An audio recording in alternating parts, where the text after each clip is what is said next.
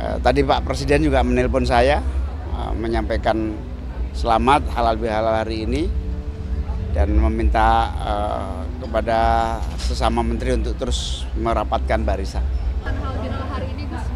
Ya, alhamdulillah hari ini banyak teman-teman, banyak para kolega, banyak kiai yang berkenan hadir di halal bihalal yang saya dan keluarga laksanakan. Tentu apresiasi, rasa hormat dan terima kasih juga kepada teman-teman semua yang hadir, yang mana halal bihalal ini momentum penting agar menyatukan hati, memaafkan satu dengan yang lain, dan tentu saja mendekatkan tali kekeluargaan dan persaudaraan.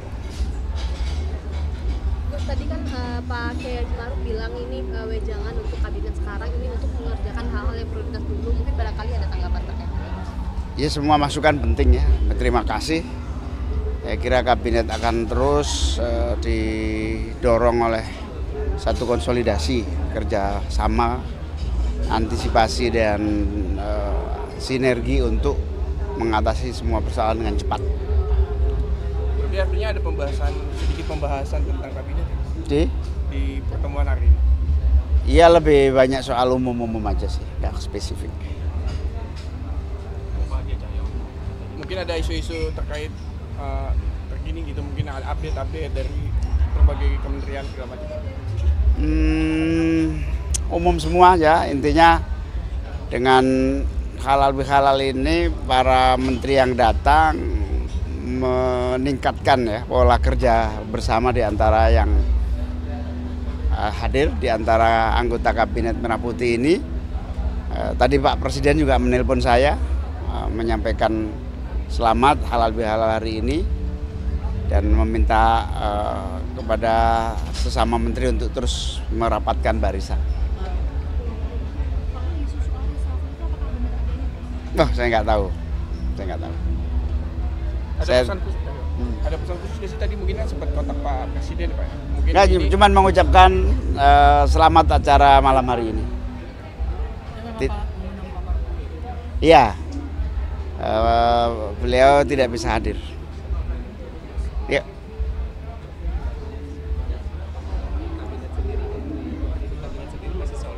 Saya nggak pernah dengar isu itu di internal pemerintahan, nggak ada. Ya, makasih ya, makasih semua. Saya kira ini Caimin mengatakan kita akan kalau kemarin itu di bulan Ramadan itu yang kita perbaiki hubungan kita dengan Allah, disambung. Nah sekarang disambung antara kita dengan kita manusia, silaturahim. Nah ini orang Indonesia paling pintar. Tidak ada di negara lain yang bisa membuat satu cara bersilaturahim yang efektif. Dua, satu halal bihalal. Itu nggak ada di negara lain. Itu untuk bersilaturahim. Kedua, mudik. Mudik itu kan silaturahim. Nggak ada di negara lain. Itu cara kita membangun hubungan silaturahim itu. Dan itu terus harus dibangun karena silaturahim itu kan menyambung kembali tali sesama saudara. Saudara seagama, saudara sebangsa, dan saudara sesama manusia itu. Rahim itu satu rahim, ya rahim ibu. Jadi semua kita ini dianggap satu rahim ibu, baik sebagai sesama Muslim, ukhuwah Islamiyah, sebagai bangsa, ukhuwah wataniyah, baik sebagai manusia. Karena kita semua dari Bapa yang satu, Ibu yang satu, Adam dan Hawa. Kan sebenarnya saudara semua itu. Saudara. Nah itu yang harus disambung terus. Karena itu tidak boleh ada konflik. Ya. Tapi jangan hanya formalistik. Hanya ketemu. Kenapa? Karena harus dihilangkan sekatnya, permusuhannya, dendamnya harus hilang. Dari mana itu? Hatinya. Jadi yang harus diperbaiki dalam silaturahim itu membersihkan kembali hatinya.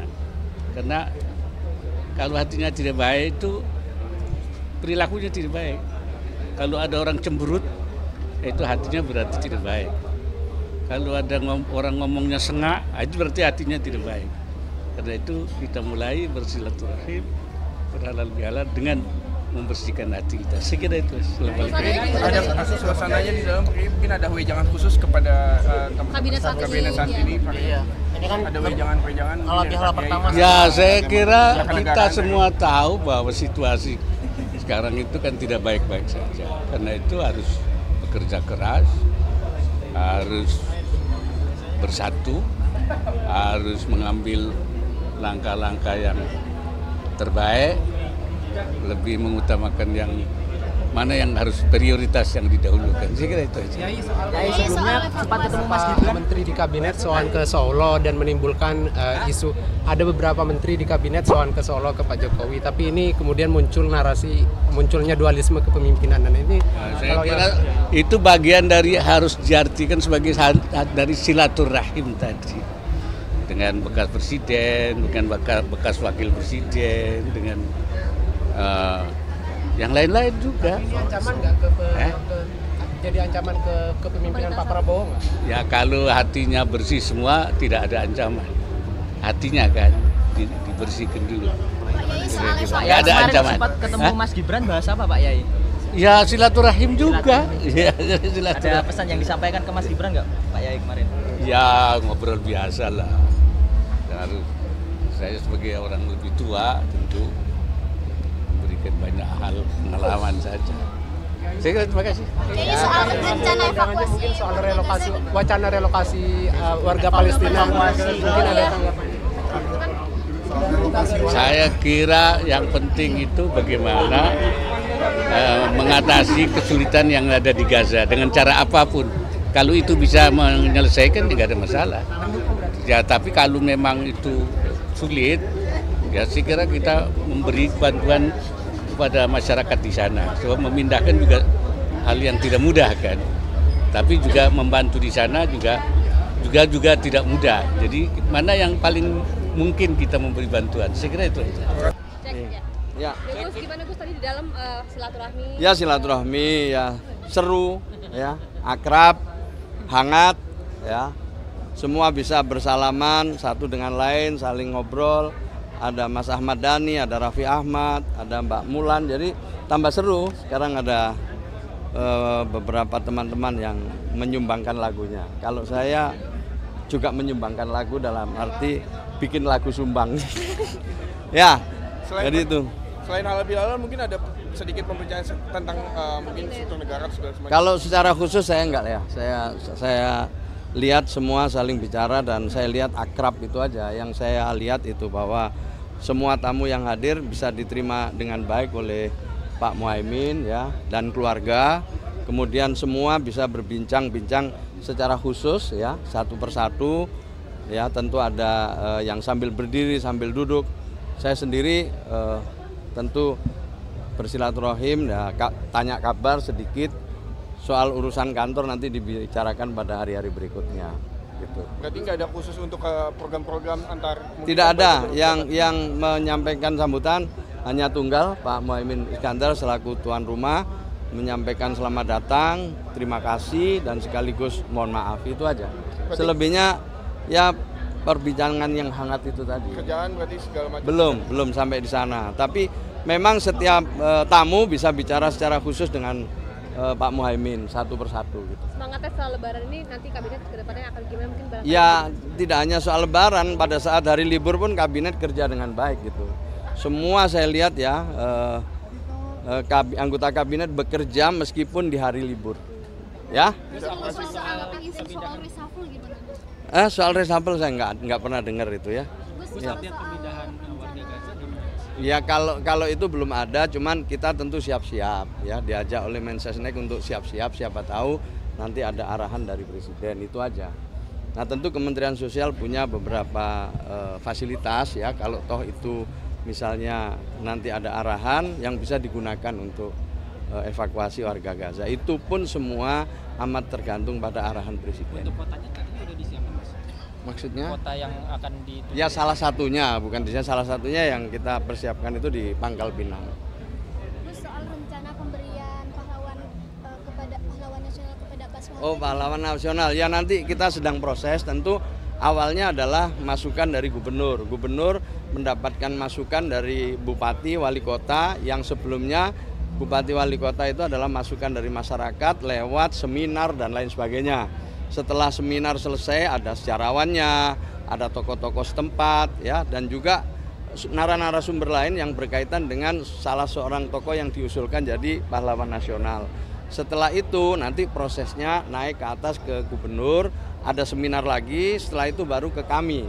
Nah, di Kementerian Sosial nanti lewat Dirjen Pemberdayaan Sosial kita membuat tim, yang timnya juga terdiri dari berbagai pihak, ada akademisi, ada sejarawan, ada tokoh-tokoh agama, ada tokoh-tokoh masyarakat, membahas usulan-usulan dari gubernur-gubernur dari berbagai gubernur seluruh Indonesia.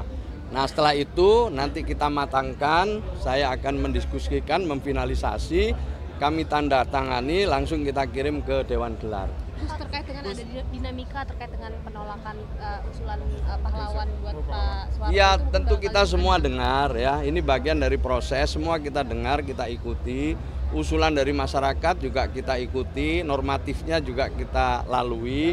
Kalau kemudian ada kritik, ada saran, tentu kami dengarkan. Terus update sekolah rakyat sudah berapa data yang disetorkan dari data? Ya, sekarang ini yang sudah siap tentu 53 titik. Ada lagi survei 80 titik yang saya tidak tahu nanti dari 80 titik itu ada berapa titik yang bisa dimulai tahun ini pula. Jadi yang bisa di tahun yang sudah pasti yang bisa dimulai tahun ini adalah 53 titik. Sementara 80 lagi masih sedang disurvei oleh Kementerian Pekerjaan Umum. Tetapi yang mengajukan secara keseluruhan baik itu revitalisasi gedung maupun juga lahan di atas 6 hektar udah lebih dari 280 kabupaten kota dan provinsi yang mengajukan. Dalam skala persen kira-kira berapa persen Gus terkait dengan persiapan sekolah rakyat itu? Kalau untuk yang 53 itu sudah 80-an persen. Ya, kira-kira 70 sampai 80%, tinggal sekarang rekrutmen siswanya. Untuk rekrutmen kepala sekolah sudah dimulai. Sekarang sudah masuk rekrutmen guru. Nah, yang melakukan rekrutmen ini adalah Dikdasmen, ya, dibantu tim yang lain. Sementara untuk yang lain-lain kita juga dibantu Kementerian Dalam Negeri juga. Kalau data siswa sudah masuk, Gus? Belum. Jadi data siswa itu nanti semuanya harus masuk di DTSen. DTSen desil 1 atau juga paling tidak desil 2. Jadi desil 1 dulu, karena di desil 1 itu ada yang miskin ekstrim. Nah, setelah itu baru nanti kalau sudah tidak ada baru ke desil 2. Jadi gitu ya, jadi harus masuk data dulu. Setelah itu diseleksi administrasi, diseleksi kesehatannya, lalu nanti ada wawancara dengan orang tua. Nah, setelah itu difinalkan dengan bupati wali kota setempat. Berarti daerah mana yang siap final untuk? Ya belum untuk sekarang untuk ini udah, tapi udah ada 53 itu yang mengusulkan kepala sekolah beberapa kabupaten kota. Yang melapor ke Des Komunikasi yang di Kalibata itu? Sudah ada hampir 200 ya. Nanti Senin Selasa diteruskan, terakhir Selasa. Jadi kita sudah dengan Des itu kita sudah lebih detail lagi, sudah lebih rinci dengan kabupaten kota dan provinsi. Mudah-mudahan ya, mudah-mudahan tidak ada masalah. Juli nanti kita paling nggak bisa kita mulailah mungkin masa orientasi dulu gitu. Karena ini latar belakangnya, kemampuannya juga masih berbeda-beda. Gus, 53 titik itu di daerah mana aja Gus secara spesifik? Ya hampir di semua daerah, tapi terutama ya di Jawa, kemudian juga di Sulawesi Selatan ada, di Sulawesi, di Sumatera Selatan juga ada, di beberapa titik luar Jawa ada. Ya, tapi Jawa Barat, Jawa Timur dan Jawa Tengah juga ada, itu Banten juga ada. Jadi semuanya sedang diverifikasi, ya. Oke. Selesai ya, jelas ya. Jelas ya, makasih.